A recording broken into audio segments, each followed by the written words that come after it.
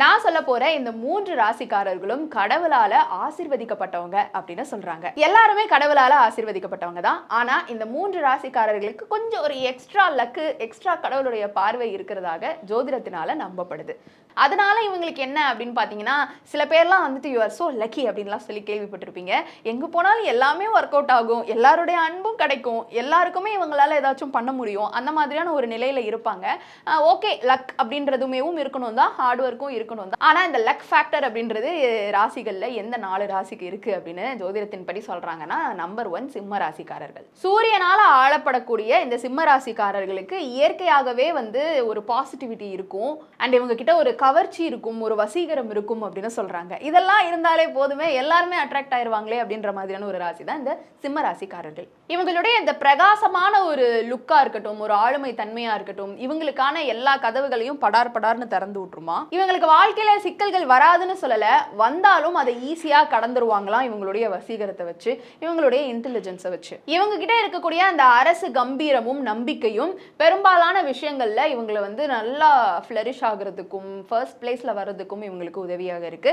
அவங்க கிட்ட நேச்சுரலாவே ஒரு கம்பீரமும் ஒரு பாசிட்டிவிட்டியும் இருக்கும். இது எல்லாமே இருக்கிறதுனால இவங்க ஒரு லக்கியஸ்ட் பர்சன் அப்படின்னு சொல்லலாம். நம்பர் 2 தனுஷ ராசிக்காரர்கள். தனுசு ராசிக்காரர்கள் அப்படின்னு வரும்பொழுது தங்களுடைய சாகச ஒரு ஆக்டிடியூடுக்காகவும் வாழ்க்கையில எல்லா விஷயத்துக்கும் அவங்களுக்கு இருக்கக்கூடிய நம்பிக்கைக்கும் பெயர் போனவங்க அப்படின்னே சொல்லலாம். எதா இருந்தாலும் ஒரு கை பார்த்துடலாம் அப்படின்ற ஒரு பர்சன். இவங்க கிட்ட ஒரு வெளிப்படையான குணம் இருக்கு. புதிய விஷயங்கள் எல்லாத்தையுமே ஆராய்ஞ்சு பார்க்கக்கூடிய ஒரு திறன் இருக்கு. இது எல்லாமுமே அவங்களுக்கு ஒரு பிளஸ் ஃபேக்டர் அப்படின்னு சொல்றாங்க.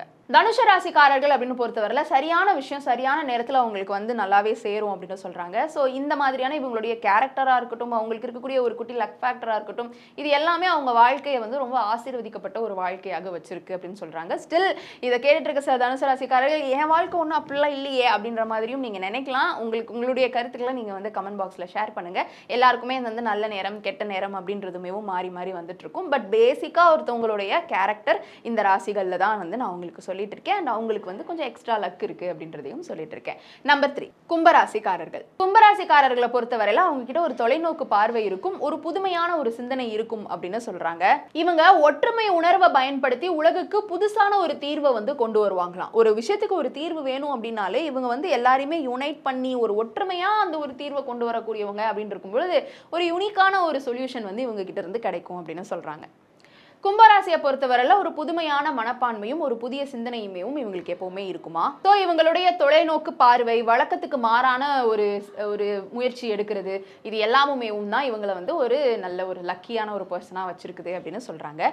ஸோ இந்த 3 ராசிக்காரர்கள் தான் நல்ல கடவுளால அதிகமாக ஆசீர்வதிக்கப்பட்டவர்கள் அப்படின்னு சொல்றது என்ன காரணத்தினால அப்படின்னு பார்த்தீங்கன்னா, இவங்களுடைய இயல்பே வந்து அப்படிதான் இருக்கு. அவங்களுக்கு கிடைக்கக்கூடிய நன்மைகள் எல்லாமே அவங்களை வந்து ஈஸியா வந்து சேர்ற மாதிரி. இதை தாண்டி சில நேரங்களில் தடைப்படாமலும் இருக்கலாம். இதை தாண்டின சில ராசிக்காரர்களுக்கு நல்லது அமையலாம். இது வந்து ஒருத்தவங்களுக்கும் மேபி மாறுபடலாம். ஆனா இந்த வீடியோ பார்த்துட்டு இருக்கக்கூடிய நான் சொன்ன இந்த 3 ராசிக்காரர்கள் இருக்கிறீங்க அப்படின்னா உங்க வாழ்க்கை இந்த மாதிரி தான் சரியா தான் போயிட்டு இருக்கா? உங்களுடைய கருத்துக்களை கீழே வந்து கமெண்ட் பாக்ஸ்ல ரியா என் கூட ஷேர் பண்ணலாம்.